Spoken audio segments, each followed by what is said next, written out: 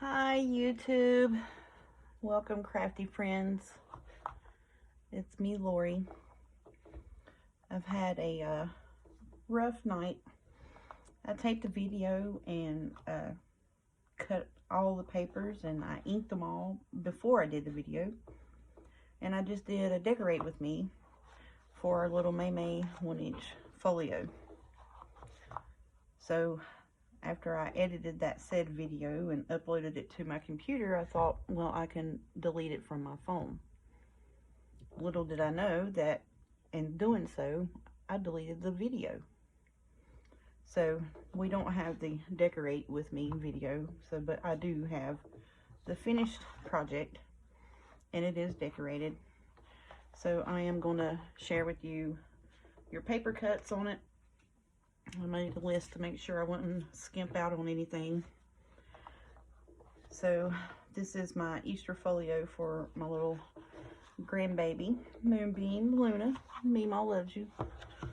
So first off, what I did was I decided to go with the stickers here on the front instead of doing the chipboard that came with it, because it was sticking in behind the flap here.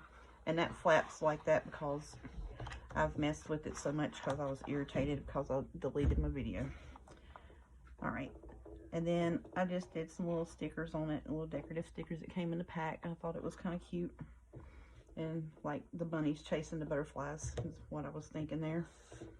And then I just did some little eggs down the side. Alright, so to get started, this front flap here, I did magnets to put it down, and I even went through and showed you how to do that. So what I did was I got it's the 12 magnets. I ordered them off of Amazon. It's 12 mm by 1 mm, I do believe. So I use 8, 10, and 12, but these are 12 because it's a little wider apart, so you didn't have to use, you know, 3 magnets, you just use 2. So what I did was, when I put the magnets down, let me see if I can get one here real quick. Nope, can't do it, they're all stuck together. So anyways, you put the magnet down, you'll put the tape over top of it, to the double-sided tape over top of it. You'll take another piece of double-sided tape and put facing up and put the magnet on top of it on both sides, and then you'll fold it over and you'll square it up, and you'll put your take your top piece, go down as long as it's square, find your magnet, and then flip it over and then do the magnet again. So that way your project's squared up, so then it won't be wonky. So when it closes, it's square. All right, and normally on these I round the edges, but I had already cut the paper and inked everything, and I was like, well, I'm just gonna leave it like that. I think it's cute anyways. Okay, so what I want to start with is on the front cover.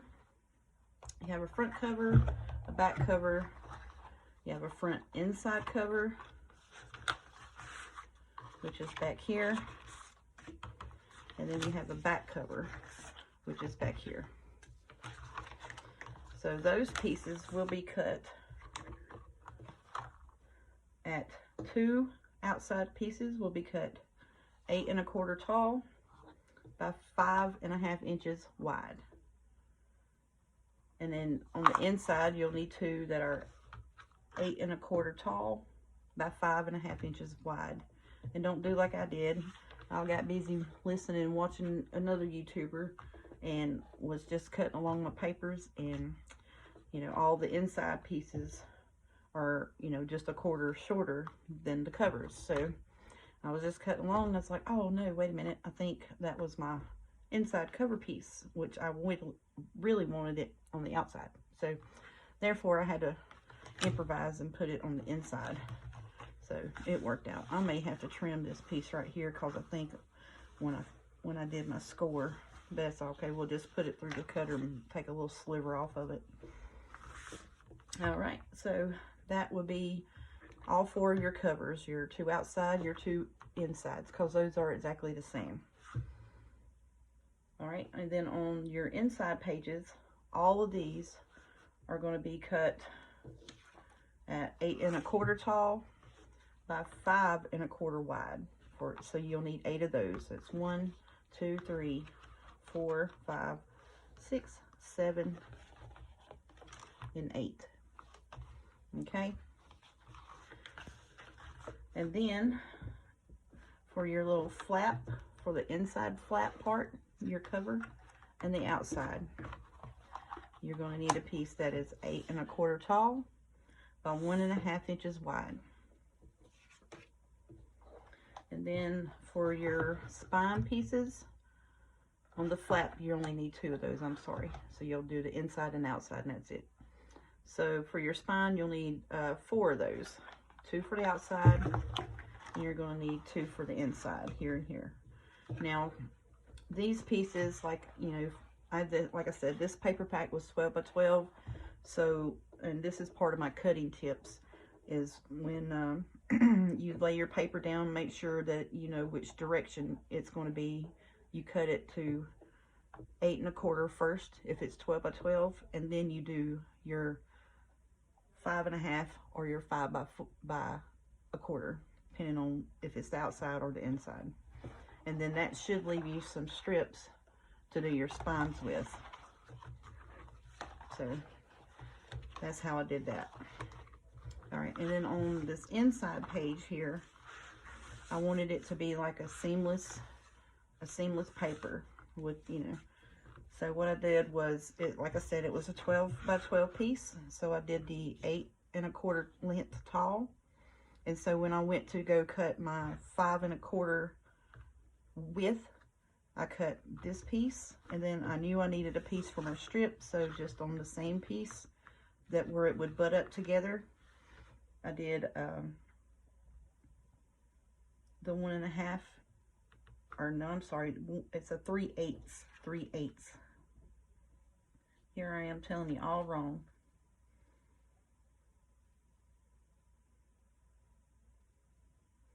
Yeah, so your spine pieces are 3/8 of an inch long, or wide. So I cut a piece for that, and then I cut my other width-wise 5 1/4. So that way it's a running seamless. And I think I just told you wrong again on that width for these pieces. This is 1 inch, so you would need to do 3 1/4 wide. 3 1/4 wide for your spine pieces, 4 of those. I can't even, this is why I said I don't need to do tutorials. I can't even, got it handwritten right here, still can't even read it. Ain't that something? So then on the inside here, I just did some little cute bunnies, because you can put photos here. You can do 2 3 by 5s, but you would cover up the bunny, and you can definitely do a 4 by 6. So I think that would be pretty. And then on the inside here, you can do 4 by 6s. You can do 5 by 7, and it would have a nice little border around it. That would be pretty to do like on these not so decorated pages, where it's just like a plain, more of a plainy background and not a pictury background. I know the proper terms, right? This is a pictury background. This is, yeah. But you know what I'm saying, where it's more decorative paper. The least decorative paper, I would put like a big 5 by 7 here, and on these I would do like a 4 by 6. And then, or you can even do a 3 1/2 by 5. So, and if you have an app, most people, when they get their pictures printed, they do 4 by 6. And majority of people take portrait pictures, not landscape pictures, which is up and down is portrait. Landscape is wide.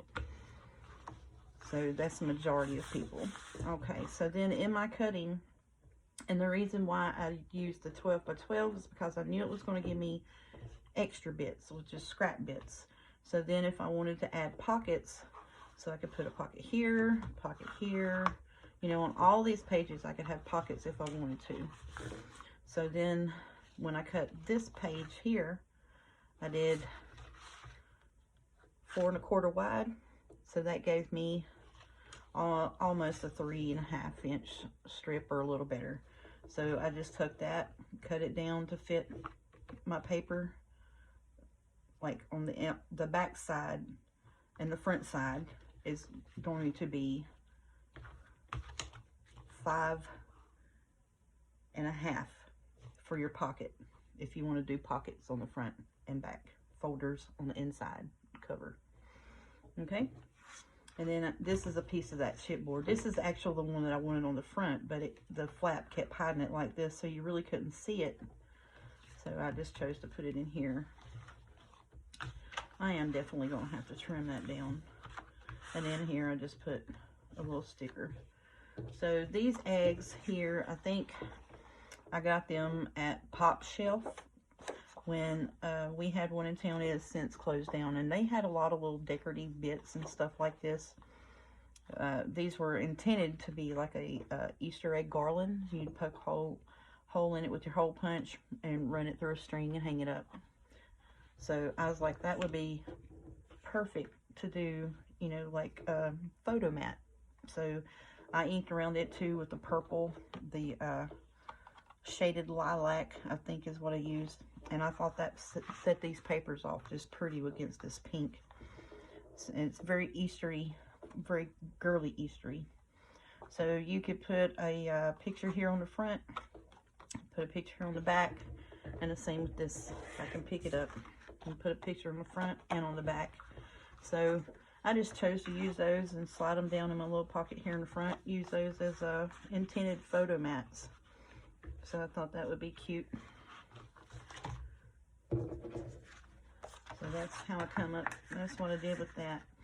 And then on another little tip on your pocket here, when you do it, you'll put glue in a U shape, and then the top of it, make sure you run your glue around the U shape, and at the top just put a little pinch in so it kind of puckers up a little bit, so then you'll have room in your pocket to slide, you know, 2 or 3, maybe even 4 extra photos plus the photo mats, because you need to allow for the bulk of that. So if you'll see here, it's a little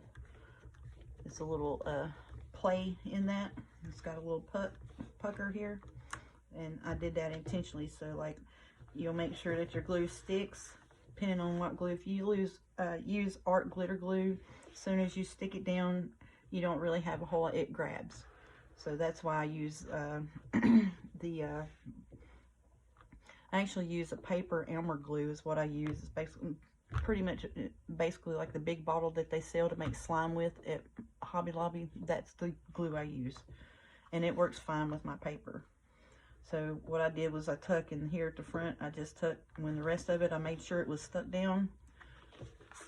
I just took my fingers and did a slight pucker here. Not so much that it comes over the sides of the paper, but just enough to where it's just a little pucker. See that little plate? And that way you can put your photo mats in there. You can stick extra photos in there, because again, this paper was really thin. So that's why I did that.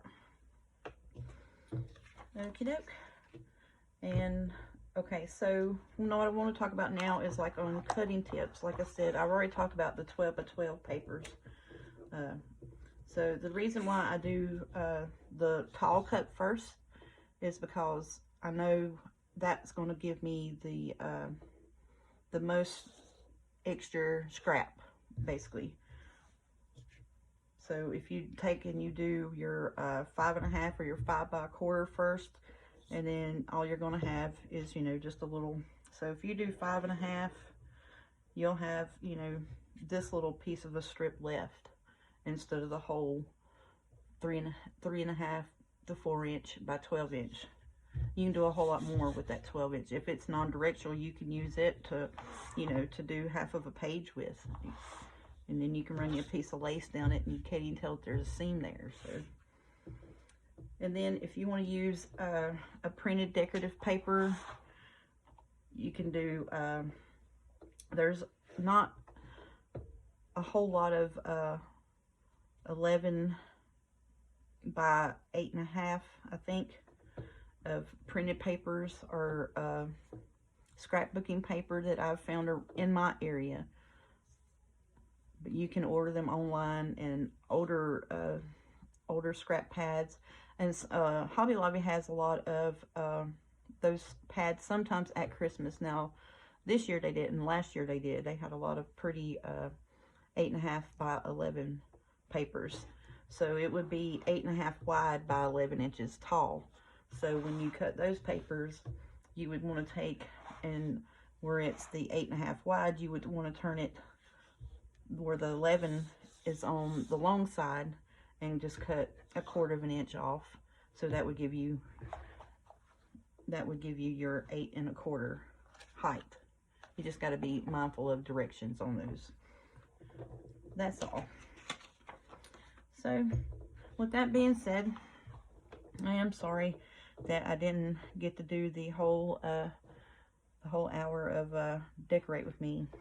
So basically all I did was I pre-cut the papers, I pre-inked them, so then all I was going to do was, you know, just do the gluing down. So I mean, you know, I'll give you the measurements, and surely you know how to glue paper.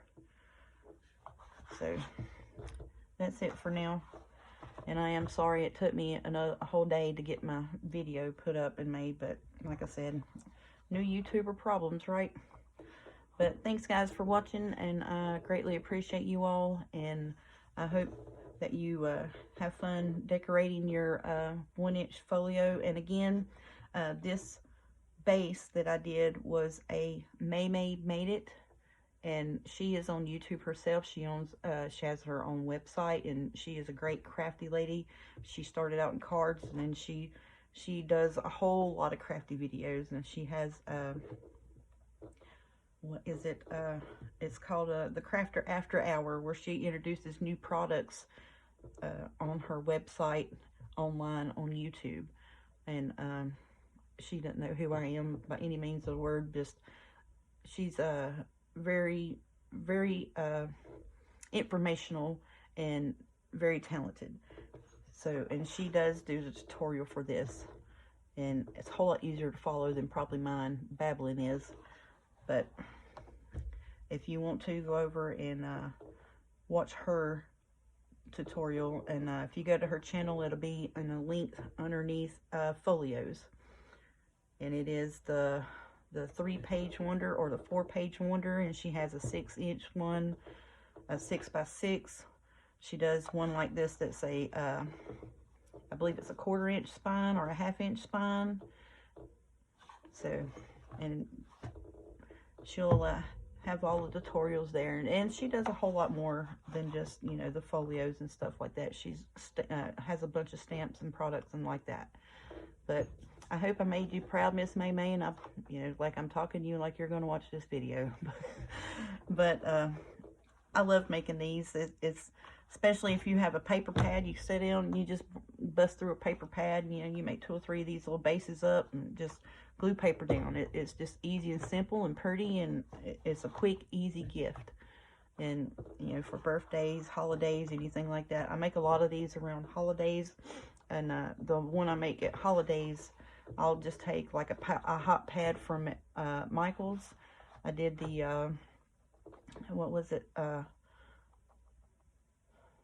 I want to say Candy Cane Lane is the paper pad. I just pulled it out, and I was like, I'm just going to make a bunch of these up and fix them for my Christmas presents for, you know, like in-laws, extended family, stuff like that. So people that, you know, you want to get them something, but you don't know what to get them. So I was like, well, I can do this because all of us are connected to the grandbaby. So then, you know, they'll have places to put pictures of her for Christmas each year. And then on the side, you can write what Christmas it was, or holiday, birthday, anything like that, and put it on a shelf. So there you go. Thanks so much. I hope you all are enjoying my couple of videos here, and I hope you stick around. We're going to do a whole lot more. Thanks, guys. Happy crafting.